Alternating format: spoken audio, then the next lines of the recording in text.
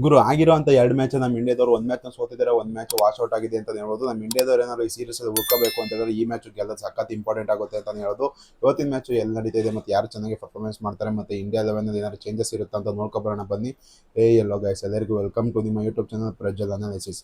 ಇವರು last match England Jacob Bethell ಅಂತೂ ಸಖತ್ತಾಗಿ ಡಾಮಿನೇಟ್ ಮಾಡ್ಕೊಂಡು ನಮ್ಮ ಇಂಡಿಯಾ ಅಗೇನ್ಸ್ಟ್ ಗೆದ್ರು ಅಂತ ಹೇಳ್ಬೋದು. ಇನ್ನು 1 ಅವರ್ ಸ್ಪೇರ್ ಇಟ್ಕೊಂಡು ಇಲ್ಲಿ ಜೇಕಬ್ ಬೆಥೆಲ್ ಅವರು ಟಾರ್ಗೆಟ್ನ ಚೇಸ್ ಮಾಡ್ತಾರೆ ಅಂತ ಹೇಳೋದು. ಸಖತ್ತಾಗಿ ಆಡ್ತಾರೆ ಇಂಗ್ಲೆಂಡ್ ಟೀಮ್ ಅವರು.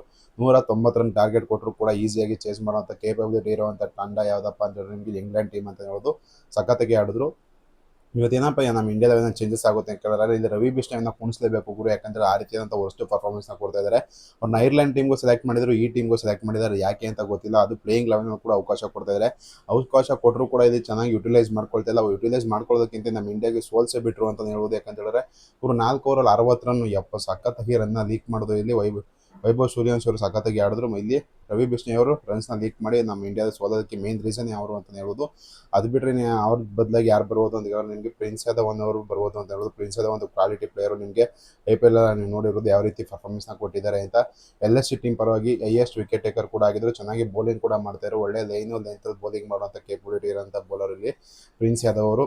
ಬ್ಯಾಟಿಂಗಲ್ಲಿ ಅಷ್ಟೊಂದೇನು ಚೇಂಜಸ್ ಆಗೋದು ಸಾಧ್ಯತೆ ಇಲ್ಲ, ಯಾಕಂತ ಹೇಳಿದ್ರೆ ಇಲ್ಲಿ ಸಂಜು ಸ್ಯಾಮ್ಸನ್ ತರೋದು ಇನ್ನು ಕಷ್ಟನೇ ಅನಿಸ್ತಿದೆ. ಯಾಕಂತ ಹೇಳಿದ್ರೆ ವೈಭವ್ ಸೂರ್ಯವಂಶಿನೇ ಆಡೋ ಸಾಧ್ಯತೆ ಎಲ್ಲ ಮ್ಯಾಚಸ್ ಇದೆ ಅಂತ ಹೇಳ್ಬೋದು. ಮತ್ತು ಜಿಂಬಾಬ್ವೆ ಟೂರ್ಗೂ ಕೂಡ ಇಲ್ಲಿ ಸಂಜು ಸ್ಯಾಮ್ಸನ್ ಡ್ರಾಪ್ ಮಾಡಿದ್ರು, ಎಲ್ಲ ರೆಸ್ಟ್ ಕೊಟ್ಟಿದ್ದಾರೆ, ಅದು ಕನ್ಫರ್ಮೇಷನ್ ಕೊಟ್ಟಿಲ್ಲ, ಎಲ್ಲ ರೆಸ್ಟು ಅಂತ ಅಂದ್ಕೊಳ್ತಾ ಇದ್ದಾರೆ.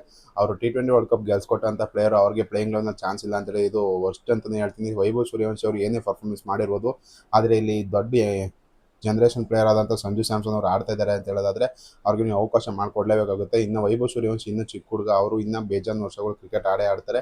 ಆದರೆ ಸಂಜು ಸ್ಯಾಮ್ಸನ್ ಅವರು ವರ್ಲ್ಡ್ ಕಪ್ ಗೆಲ್ಸ್ಕೊಟ್ಟಂಥ ಪ್ಲೇಯರ್ಗೆ ನಿಮಗೆ ಪ್ಲೇಯಿಂಗ್ ಲೆವೆಲ್ನ ಚಾನ್ಸ್ ಇಲ್ಲ ಅಂತ ಹೇಳಿದ್ರೆ ಇದು ಅರ್ಗಿಸ್ಕೊಳ್ಳೋಕ್ಕೆ ಆಗೋದಿಲ್ಲ. ಯಾಕಂತಂದರೆ ಸಖತ್ತಾಗಿ ಪರ್ಫಾರ್ಮೆನ್ಸ್ ಮಾಡಿದ್ದಾರೆ ಸಂಜು ಸ್ಯಾಮ್ಸನ್ ಅವರು.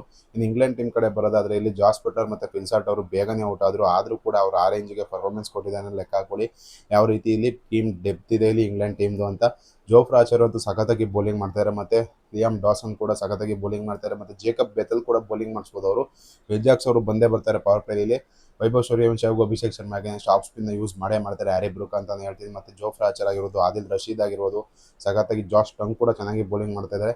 ಈ ಮ್ಯಾಚ್ ಯಾಕೋ ನನಗೆ ಫಿಲ್ ಸಾಲ್ಟ್ ಹಾಗೂ ಇಲ್ಲಿ ನಮ್ಮ ಕಡೆ ಅಭಿಷೇಕ್ ಶರ್ಮಾ ಅವರು ಸಖತ್ತಾಗಿ ಕಾಂಟ್ರಿಬ್ಯೂಟ್ ಮಾಡಿ ನಮ್ಮ ಇಂಡಿಯಾದವ್ರು ಗೆಲ್ತಾರೆ ಅಂತ ಅನಿಸ್ತಾ ಇದೆ. ನಿಮಗೆ ಅನಿಸ್ತದೆ ಕಮೆಂಟ್ ಮಾಡಿ.